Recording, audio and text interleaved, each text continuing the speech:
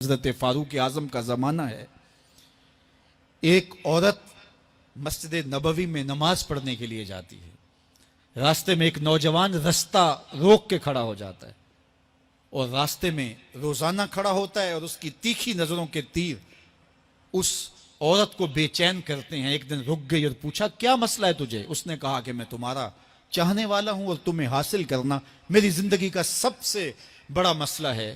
اگر تم بولو تو آسمان سے تارے بھی توڑ لاؤں. اس نے کہا مجھے تارے نہیں چاہیے، میری ایک ہی خواہش ہے، اگر تم وہ شرط پوری کر دو تو پھر جو تم کہو گے میں اس کے لیے حاضر ہوں گی.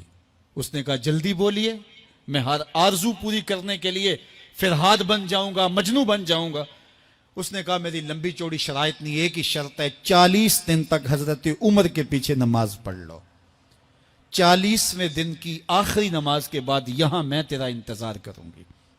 اس نے کہا کہ یہ کون سا مشکل کام ہے. 40 دن تک حضرت عمر کے پیچھے نمازیں چلتی رہیں. عمر کی قرات کا سوز دل بدلتا رہا. 40 دن کے بعد آخری نماز جب ہوئی تو وہ نوجوان لڑکی راستے میں کھڑی تھی اور یہ نظریں جھکا کے گزرنے لگا. تو اس نے آواز دے کے کہا حسب وعدہ تیرے لیے حاضر ہوں. اس نے کہا خیر سے کھڑی رہو، عمر نے دل کا تعلق رب سے جوڑ دیا ہے. تیری دعا ہے کہ ہو میری آرزو پوری. اقبال بولا تیری دعا ہے کہ ہو میری آرزو پوری، میری دعا ہے کہ تیری آرزو بدل جائے، تیری تمنا ہی تبدیل ہو جائے. آرزوؤں تو ساری زندگی پوری نہیں ہوتی. کاش ہے کوئی زندگی کا رخ ہی پھیر دے، کوئی زندگی کی سمت ہی تبدیل کر دے. جس کو حاصل کرنے کے لیے دن رات مرے جا رہے ہیں، کاش وہ مقصود ہی نہ رہے، وہ مطلوب ہی نہ رہے، وہ زندگی کا حاصل ہی نہ رہے. ایک طبقہ تو وہ ہے جو گناہ کرنے کے باوجود بھی نہیں ڈرتا، اور دوسرا طبقہ ہے گناہ کرنے کے بعد دل کانپ جاتے ہیں کہ یہ گناہ ہم سے کیوں سرزد ہو گیا. اور تیسرا طبقہ وہ ہے کہ جو نیکی کرنے کے باوجود بھی ڈرتا ہے، پتہ نہیں میری نیکی بھی قبول ہوئی ہے یا کہ نہیں ہوئی.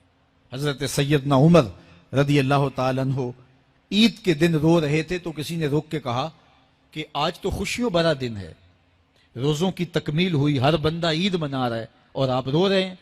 تو فرمایا کہ مجھے نہیں پتا کہ میں مقبولین میں سے ہوں یا مطرودین میں سے. میری نیکی قبول ہوئی ہے، میرے روزے قبول ہوئے ہیں یا رد کر دیے گئے ہیں. یہ وہ لوگ ہیں کہ جو نیکی کرنے کے باوجود بھی ڈرتے ہیں کہیں ہماری نیکی رد نہ کر دی گئی ہو. اللہ اکبر. حضرت حسن بصری رضی اللہ تعالی عنہ رو پڑے تو کسی نے کہا حضرت کیوں روئے ہو؟ کہا اللہ کی بے نیازی سے ڈر لگتا ہے، کہیں ایسا نہ ہو کہ وہ میرے عمل قبول ہی نہ کرے اور مجھے جہنم میں ڈال دے. محض اس کی بے نیازی سے ڈرتے ہوئے حضرت حسن بصری رو پڑے کہ اللہ تعالیٰ جل شانہ بے نیاز ہے، اس کو کوئی پرواہ نہیں ہے، تو کہیں ایسا نہ ہو کہ میرا سب کچھ جو ہے وہ رد کر دیا جائے. تو خوف سے، اللہ کی خشیت سے، اس کی بے نیازی سے ڈرتے ہوئے عمل صالح کرنے کے باوجود بھی ڈرتے ہیں کہیں ایسا نہ ہو کہ ہمارے عمل رد کر دیے جائے. اور کچھ لوگ خاتمے کی وجہ سے ڈرتے ہیں کہیں ایسا نہ ہو کہ ساری زندگی ہمارا عمل اچھا رہا ہو اور ہمارا آخر برباد ہو جائے. ایسے لوگ بھی ہوتے ہیں کہ جن کے عمل بہت اچھے ہوتے ہیں ساری زندگی، لیکن ان کا آخر ٹھیک نہیں ہوتا. بلعم بن باورا کی مثال ہمارے سامنے موجود ہے. بنی اسرائیل کا مستجاب الدعوات ولی تھا، اور جب ہاتھ پھیلا کے دعا مانگتا تو منہ پہ ہاتھ بعد میں پھیرتا، قبولیت پہلے ہو جاتی. اتنا مستجاب الدعوات ولی تھا. پھر کیا ہوا کہ اللہ کے نبی کے خلاف اس نے ہاتھ اٹھا دیے. عجب میں آ گیا کہ میں اللہ کی بارگاہ میں مقبول ہوں اور میری ہر دعا مان لی جاتی ہے. تو پھر کسی کے کہنے پہ وقت کے نبی کے خلاف بد دعا کرنے کے لیے کھڑا ہو گیا، اور جو کہنا چاہ رہا تھا وہ اپنے حق میں نکل گیا، اور پھر زبان اس کی لٹک گئی، زمین چاٹتا تھا. اور قرآن نے کہا مَثَلُهُ كَمَثَلِ الْكَلْبِ، اس کی مثال کتے کی مثال ہے. اب ذرا غور کیجئے کہ بنی اسرائیل کا مستجاب الدعوات ولی ہے، لیکن انجام کتنا بد ہوا. مَثَلُهُ كَمَثَلِ الْكَلْبِ، اس کی مثال کتے کی مثال ہے. اسی لیے میاں صاحب بولے پڑھنے اتے مان کرینا تے نہ آکھی میں پڑھیا، او جبار کہار صداوے متا روڑ دیوے دودھ کڑیا. کتنے لوگ کس کمال پہ پہنچے ہوتے ہیں لیکن انجام ٹھیک نہیں ہوتا. کمال اس کا ہے جس کا انجام ٹھیک ہو گیا. رنگا رنگ سہیلیاں پرن کڑے پر پریا اس دا جانی ہے جس دا توڑ چڑھے. حضرت ابو ملیکہ رضی اللہ تعالی عنہ فرماتے ہیں، بخاری کتاب الایمان میں یہ روایت ہے، فرماتے ہیں میں 30 اصحاب رسول سے ملا ہوں. حضرت ابو ملیکہ تابعی ہیں. 30 اصحاب رسول سے ملا ہوں اور میں نے سب کو دیکھا ہے وہ اس بات سے ڈرتے تھے کہ ہمارا کہیں خاتمہ خراب نہ ہو جائے، ہمارا آخر کہیں برباد نہ ہو جائے. خاتمہ بالخیر کا انہیں بہت زیادہ مسئلہ تھا. میں اور آپ تھوڑا سا عمل کر لیں تو ہم پھول جاتے ہیں کہ نہ جانے ہمارے جیسا زمانے میں کوئی ہے ہی نہیں.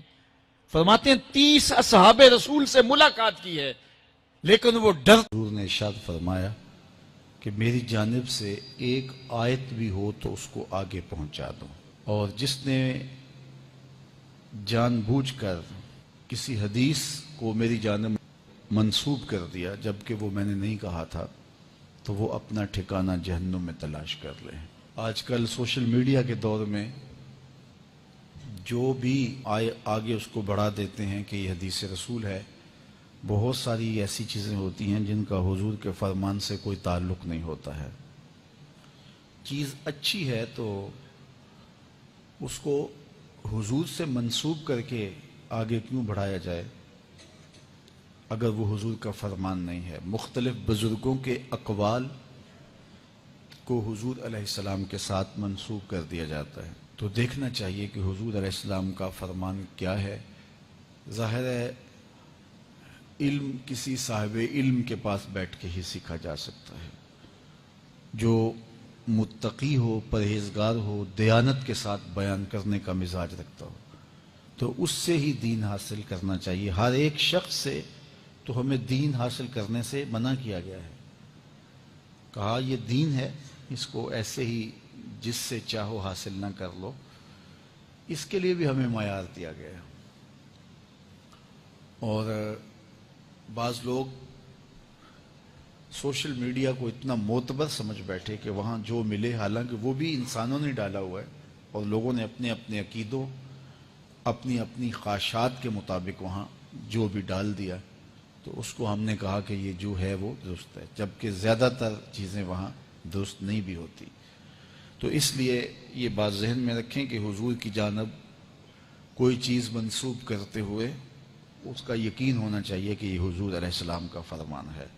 رسول کریم صلی اللہ علیہ وآلہ وسلم نے ارشاد فرمایا، جس شخص کی اللہ بھلائی کا ارادہ کر لیتا ہے اسے دین کا فہم عطا کر دیتا ہے، دین کی سمجھ نصیب کر دیتا ہے.